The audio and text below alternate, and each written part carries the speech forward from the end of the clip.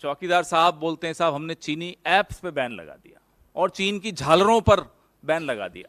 यहां तो क्या हो रहा है आपके सामने हो रहा है। तो ये संभव नहीं है कि जिस साहेब की इशारे के बगैर पत्ता नहीं हिलता इस देश का, उनके आंगन में चीनी घुसकर आया, 9 दिन रहा, 1200 लोगों को शिकार बनाया, 1400 करोड़ रुपए लूट के चला गया। या तो जो कहता है मैं चौकीदार हूं वो चौकीदारी ठीक नहीं कर रहा, या फिर और ज्यादा गंभीर मामला है। हम तो बहुत सवाल पूछ चुके हैं साहब, चीन से आपका रिश्ता क्या है, हम तो बार बार पूछते हैं।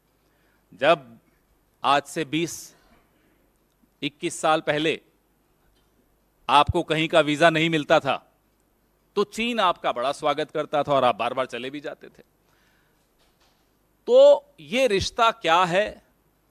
इस रिश्ते के चलते भारत को ना केवल सीमाओं पर नुकसान हो रहा है, आपने तो बड़ी बड़ी ढींगे हाँकी थी, गुजरात के लोगों को भी और देश के पूरे देश के लोगों को भी मूर्ख बनाया था कि साहब ढोलेरा में चीन के सहयोग से गिफ्ट सिटी बन रही है, वहां स्मार्ट सिटी बन रही है। स्मार्ट सिटी कहां बनी?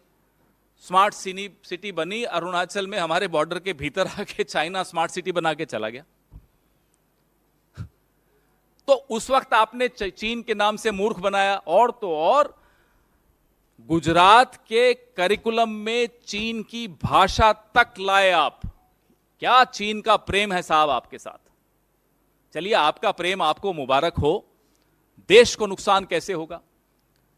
गुजरात के लोगों को इतना भारी नुकसान हुआ और ये मीडिया में नहीं आता तो 1 साल तो गुजर चुका था, हमें और आपको तो इसका कोई भान ही नहीं होता, कोई ज्ञान भी नहीं मिलता।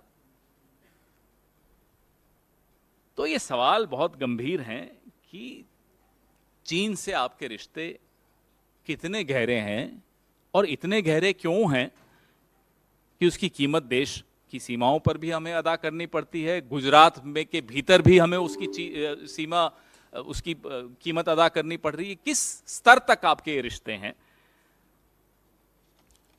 अब तो मुझे लगता है कि ये जो ऐप अनइंस्टॉल करने के जो आपके नारे थे, अब देश यह समझ चुका है कि अब ऐप अनइंस्टॉल करने से काम नहीं चलेगा, सिस्टम में एक वायरस है, अब उस वायरस को निकालना होगा। 2024 की इंतजार हो रही है कि उस वायरस को ही निकाल दें, अब ये ऐप से काम चलेगा नहीं, क्योंकि रिश्ता कुछ और ही है यहाँ।